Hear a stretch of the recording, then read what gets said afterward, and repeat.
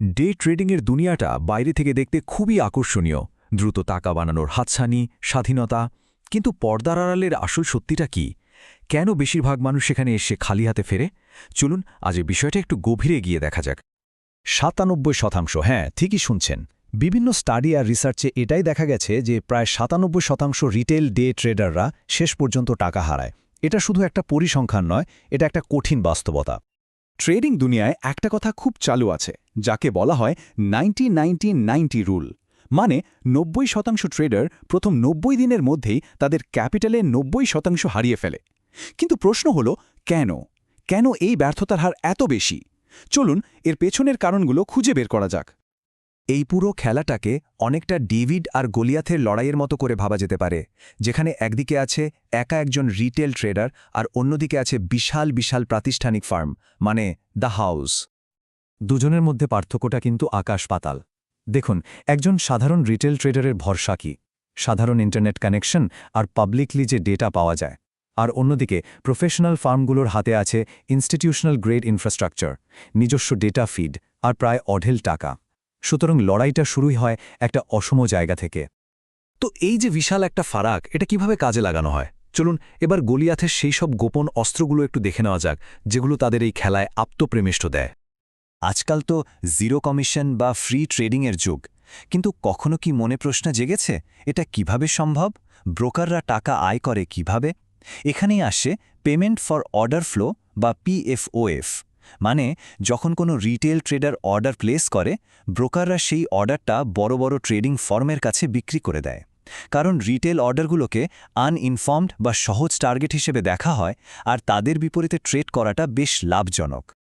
এর সবচেয়ে বড় উদাহরণ হয়তো আমরা দেখেছি মিম স্টক ক্রেজের সময়, যখন হাজার হাজার সাধারণ মানুষ গেমস্টপ বা AMCর মতো স্টক কিনছিল। সিটাডেলের মতো বড় ফার্মগুলো PFOF এর মাধ্যমে সেই লক্ষ লক্ষ অর্ডার রিয়েল টাইমে দেখতে পাচ্ছিল। এর ফলে মার্কেট কোন দিকে যাবে সেটা তারা অন্যদের চেয়ে অনেক আগেই বুঝে গিয়েছিল এবং নিজেদের পজিশন নিয়ে নিয়েছিল। হাই ফ্রিকোয়েন্সি ট্রেডিং বা HFT ব্যাপারটা হলো একটা স্পিডের খেলা, যেখানে মানুষের কোনো ভূমিকাই নেই। Superfast computer R optical fibre connection ব্যবহার করে চোখের পলক ফেলার আগেই হাজার হাজার ট্রেড হয়ে যাচ্ছে। এটা এমন একটা দৌড় প্রতিযোগিতা যেখানে রিটেল ট্রেডারদের কোনো সুযোগই নেই। ব্যাপারটা শুধু কথার কথা নয়। ব্যাংক অফ ক্যানাডার একটা স্টাডি বলছে এই HFT ফার্মগুলো অবিশ্বাস্য রকমের স্টেবল আর হাই রিটার্ন জেনারেট করে, যার শার্প রেশিও প্রায় 9.2। সাধারণ বিনিয়োগের জগতে এত হাই শার্প রেশিও প্রায় অকল্পনীয়। আরেকটা ভয়ঙ্কর ট্যাকটিক হলো স্টপ লস হান্টিং। ভাবুন তো ব্যাপারটা, বড় বড় ফান্ডগুলোর ডেটা অ্যানালাইসিস করে বের করে ফেলে যে কোন প্রাইস লেভেলে সবচেয়ে বেশি রিটেল ট্রেডারদের স্টপ লস অর্ডার দেওয়া আছে। তারপর তারা ইচ্ছে করে প্রাইসটাকে সেই লেভেলের নিচে নামিয়ে আনে। ফলে হাজার হাজার স্টপ লস একসাথে ট্রিগার হয়, শেয়ারের দাম আরও পড়ে যায়, আর ঠিক তখনই তারা কম দামে সেই শেয়ারগুলো কিনে নেয়। শুধু এটাই নয়, আরও অনেক অস্ত্র আছে তাদের হাতে।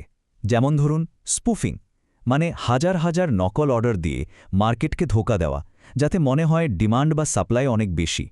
সাধারণ ট্রেডাররা সেই ফাঁদে পা দিলেই তারা তাদের অর্ডার ক্যান্সেল করে দেয়। আজকের দিনে তো রেডেট, এক্স বা টিকটকে কোনো স্টক নিয়ে আলোচনা শুরু হলেই দাম বাড়তে থাকে। কিন্তু মজার ব্যাপার হলো, যখন সাধারণ মানুষ এই খবরটা পায়, তার অনেক আগেই প্রফেশনালদের AI অ্যালগরিদমগুলো সোশ্যাল মিডিয়ার সেন্টিমেন্ট ধরে ফেলে এবং তারা রিটেল ক্রাউড মার্কেটে ঢোকার আগেই নিজেদের পজিশন নিয়ে বসে থাকে। এখন প্রশ্ন হল, প্রফেশনালদের এই অস্ত্রগুলো এত সফল কেন? কারণটা শুধু টেকনোলজি বা টাকা নয়, আসল কারণটা লুকিয়ে আছে আমাদের নিজেদের মধ্যেই, আমাদের গণিত আর সাইকোলজির সাধারণ কিছু ভুলে। এই যে টিকে থাকার গণিতের কথা বলছি, এটা আসলে খুবই সাধারণ কিন্তু ভয়ঙ্কর। এই চার্টটা দেখুন, যদি প্রতি ট্রেডে মাত্র 5% ঝুঁকি নেওয়া হয়, তাহলে টানা মাত্র 20টা লস হলেই কিন্তু পুরো অ্যাকাউন্ট শেষ। আর যদি ঝুঁকিটা 10% হয়, তাহলে মাত্র 10টা লসেই খেলা শেষ হয়ে যেতে পারে। খুব সুন্দর একটা উপমা আছে। ওভার রিস্কিং হলো একজন পর্বতারোহীর অক্সিজেন ট্যাঙ্ক ফেলে দেওয়ার মতো। হয়তো একবার চূড়ায় পৌঁছানো সম্ভব, কিন্তু বেঁচে ফেরার সম্ভাবনা প্রায় থাকে না। ট্রেডিংয়ে প্রথম কাজ লাভ করা নয়, প্রথম কাজ হলো নিজের ক্যাপিটাল বা পুঁজিকে বাঁচিয়ে রাখা, কারণ এটাই আপনার অক্সিজেন। আর এই ভুলের পেছনে কাজ করে আমাদের কিছু সাধারণ মানবিক আবেগ, যেমন ভয়, লোভ, সবাইকে দেখে একই কাজ করা বা হার্ডিং, লস করে সেটা পুষিয়ে নেওয়ার জন্য আরও বড় ঝুঁকি নেওয়া বা রিভেঞ্জ ট্রেডিং। এই আবেগগুলোর কারণেই সাধারণ ট্রেডাররা মার্কেট যখন তুঙ্গে তখন কেনে, আর যখন সব পড়ে যাচ্ছে তখন ভয়ে বিক্রি করে দেয়। আর ঠিক এটাই প্রফেশনালদের জন্য লিকুইডিটি তৈরি করে। প্রফেশনালরা ঠিক এই আবেগগুলোকেই কাজে লাগায়। তারা ইচ্ছে করে বুল ট্র্যাপ বা বেয়ার ট্র্যাপ তৈরি করে, মানে এমন একটা পরিস্থিতি বানায় যাতে মনে হয় মার্কেট ওপরে যাবে বা নিচে নামবে। আর যেই না রিটেল ট্রেডাররা সেই ফাঁদে পা দেয়, তারা মার্কেটকে উল্টো দিকে ঘুরিয়ে দিয়ে লাভ করে বেরিয়ে যায়। তো এত কিছু জানার পর স্বাভাবিকভাবেই মনে প্রশ্ন আসে, এত সব চ্যালেঞ্জের মুখে দাঁড়িয়ে ডেভিডের কি জেতার কোনো আশাই নেই? একজন সাধারণ রিটেল ট্রেডারের পক্ষে কি এই খেলায় টিকে থাকা সম্ভব? সত্যি বলতে পরিস্থিতিটা বেশ কঠিন। এটা এমন একটা খেলা যেখানে প্রফেশনালদের কাছে ভালো ইনফরমেশন আছে, স্পিড আছে, আর আছে বিশাল ক্যাপিটাল। ব্যাপারটা অনেকটা ক্যাসিনোতে খেলার মতো, যেখানে হাউস সবসময়ই একটা সুবিধাজনক জায়গায় থাকে।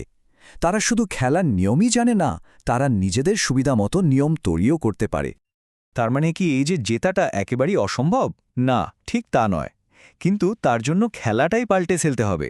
হয়তো এই শর্ট টার্ম দৌড় থেকে বেরিয়ে এসে লম্বা সময়ের জন্য ডিসিপ্লিনের সাথে প্যাসিভ ইনভেস্টিং করতে হবে, অথবা কোনো একটা নির্দিষ্ট বিষয়ে নিজেকে অসাধারণ দক্ষ করে তুলতে হবে এবং ঝুঁকি ব্যবস্থাপনাকে সবচেয়ে বেশি গুরুত্ব দিতে হবে। শেষ পর্যন্ত এই খেলার নিয়মগুলো জানার পর প্রশ্নটা কিন্তু নিজেকেই করতে হবে, আমরা কি না জেনেই তাদের বানানো খেলায় অংশ নিচ্ছি, নাকি নিজের জন্য নিজের নিয়ম বানিয়ে একটা লম্বা দৌড়ের জন্য প্রস্তুতি নিচ্ছি? ভেবে দেখার বিষয়, তাই না?